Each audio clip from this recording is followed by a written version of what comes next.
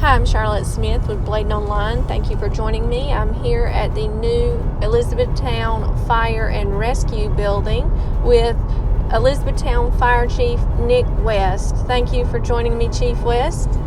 Chief West agreed to give us a tour of the new facility where he started us in the Apparatus Bay and weight room area. As part of our health and wellness program, we have two areas within the fire station as part of our health and wellness program. This equipment was purchased on several grants through FEMA. So this year we actually received a second grant for weight and fitness equipment and also a peer fitness trainer.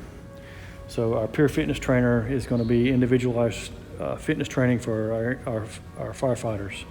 So not only will they provide, the peer fitness trainer provide physical fitness training for each individual person, but they also develop nutritional plans.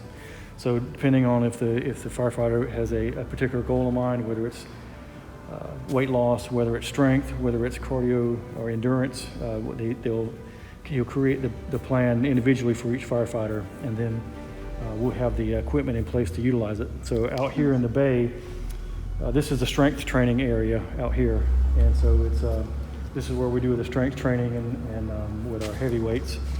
And then on the inside, we'll show you another area, which is the cardio, where we have our machines that the treadmills and those type of stair climbers. And we use this equipment on an annual basis too for our agility testing and our annual fitness training. Okay. So, and I see that there's 10 bay doors? Yes, ma'am. And how many apparatuses do you have? So over on this side is the rescue. We'll have the ambulances over here. Bays 1 and 2 will be the ambulances. And then these main 3 bays here will be the ladder truck, the engines, brush truck, and our rescue truck. And then over in this corner over at Bay 7 is where the antique fire truck will go. So we'll be able to maintain and take care of the antique fire. This will be the showplace for the antique fire truck. Okay. And so we've actually dedicated this space for the truck with the windows, the lights, and everything, so we'll be able to showcase the antique. And we're excited about that. Okay. Right. And then what else do we have here for our emergency responders? Out here, the way the fire station is designed, along with our health and wellness program, is there's a cancer prevention, a carcinogen reduction program that we have in place also, which we want to reduce exposures to carcinogens. So, and with that being said, anything that's taking place out here in the apparatus bay stays in the apparatus bay. So our turnout gear and everything, anything for the rescue squad has to be deconned, will be deconned in this room over here. Okay. And so anything that's out here in the bay is taken care of, is washed out here in the bay, so that that's good. So that none of the potential carcinogens go into the fire station component. So this is that room here. This is our decon room.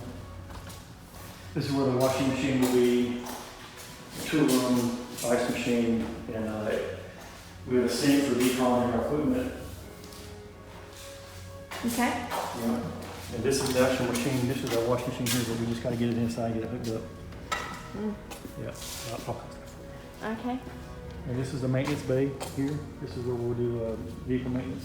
So does the fire department and emergency rescue department do their own? Yes, do their own maintenance? Yeah, they're independent. They do their own. Yes, ma'am. But we can use the equipment here. But if they have to have just like we do, if we have to have a specialized repair, we have to outsource that. But anything that they do can be done in-house here. So if they need to work on the ambulance, they can do that here. Okay. Yeah. So everything here is a shared use facility in the bay. Okay. All right. And you'll notice we have the 3 fans in the ceiling, and those are utilized to control the temperature in summer months, and in the winter months we can reverse the fans. But these will be help with the climate control in the bay itself. And these blue fans are the Air Kings, and they're actually as part of our exhaust filtration system. So this will actually filter. When the truck battery switch comes on, these fans will come on and actually will filter the air. So and it'll also be exhausted. These fans here on the end wall they're actually in conjunction with those fans. So that fresh air comes in and gets filtered and air gets removed on that end. So that's another, this is a different system than the typical hose system where you connect the hose. This is not a direct connect system, but it actually, it filters the air. So it's for safety for the firefighters? That's right, to help reduce the contamination in the bay. And you'll see on the post here, we have sensors up high and one down low, and there's one of them is for carbon monoxide, and the other one I think is for nitrogen sulfide. But if the levels get too high, the fans will come on and filter the air. Okay. All right.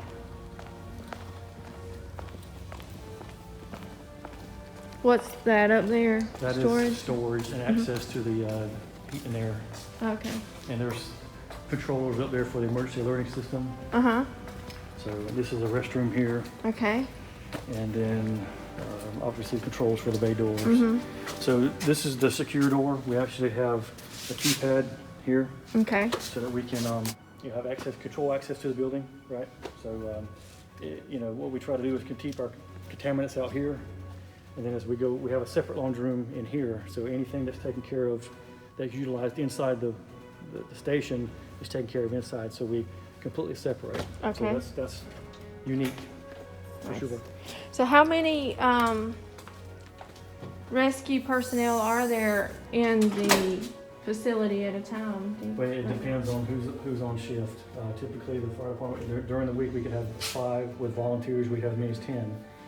The rescue squad, whenever they're on shift, they could have, there are 2 on a truck. Okay. Right. Where are we going next? This is our, this is the radio room. Okay.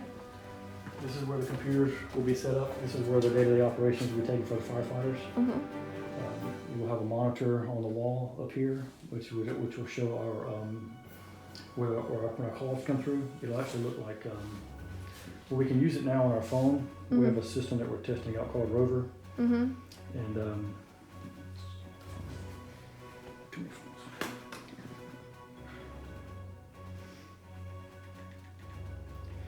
and if we get a call, it comes from the CAD, and this will actually be on a monitor up on the screen. So when they come from the bunk room, they'll be able to see what the type of call is and where it's at, and it has a mapping program. Okay, and it'll be on their phone as well. Yeah, and we also have this feature for our volunteers. They have it on their phone, so they actually receive a call on their phone. So, okay.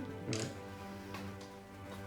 And this is obviously we call this a radio room for obvious reasons. So we have a fire channel, we have a rescue channel, and then 800, which is fire, 800 megahertz. And, so this is where the computers will be in day-to-day operations. One of the nice things about this facility is that we have storage now for our rescue squad medical supplies and also our firefighting supplies. So this is a supply room. It's a control room. We'll have secured access to the building. So any type of medical supplies for the rescue squad, fire department medical supplies can be stored in here. Battery chargers, defibrillators can be charged in here, those types of things. So this is what this area is for. And it has direct access from the bay, so they don't have to come into the building. There again, keeping the fire stuff out, on that side, so easier access for sure.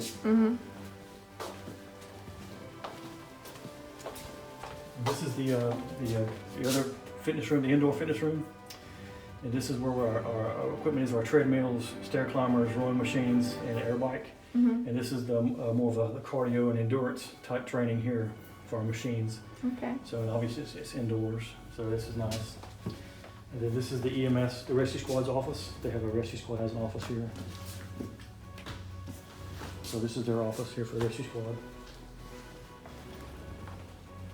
And how many are on the rescue squad now? Do you know? They had 30 some on their last year. 30 in Elizabethtown Rescue? On the Elizabethtown Rescue Squad, yes. Or is that volunteer and paid? I think they're a career. Oh, really? Yes, ma'am.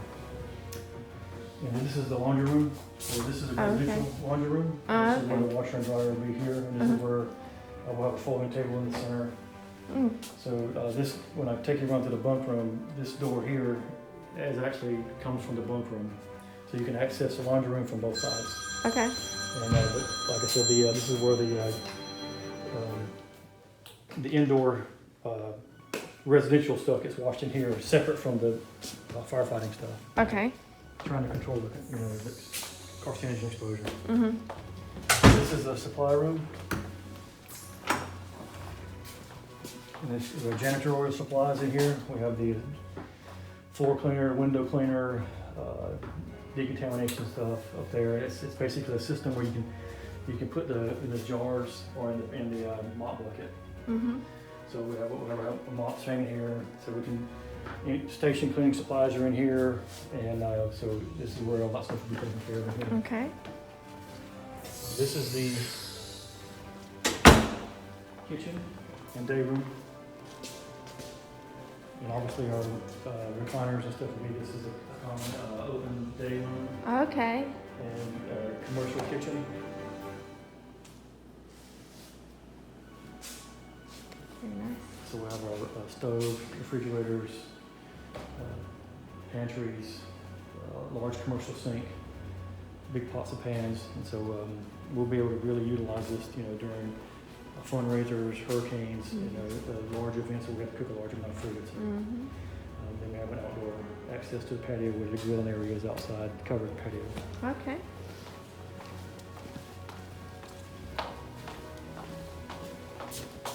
This is the bunk room. We have space for 11 beds in this bunk room. So obviously the beds are not in yet, but Now, do men and women share? yes, So they would be in here together, that's right. but they have separate Yeah, locker we have, rooms, or the locker rooms are shared, but the bathrooms can be or unisex bathrooms where they can utilize the bathroom for some privacy. okay. And there's a bathroom there, and then one over Yeah, here. there's one here. And how many beds did you say? There's 11. 11. Yes, ma'am. So this is an area that we don't currently have. That was a locker room. So our lockers will be brought over in here. So we'll have a space for lockers for here. Nice. And it's adjacent to the restroom too. So.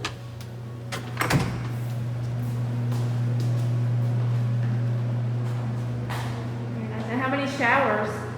There's 2 in here, 1 in the individual bathroom, and there's 1 in the bay. In the bay. So 4 or 5? 1, 2, 3, 4 showers. 4, And 2 of them can be private baths, Mhm. so they, you can control it. Okay. This is the administrative side. Mm-hmm. Public restrooms here. Training room here. This is the training room here.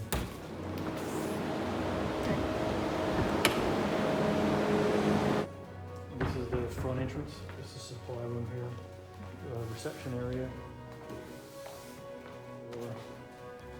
Office space. And what, do you have a conference Yeah, room? this is a conference room here.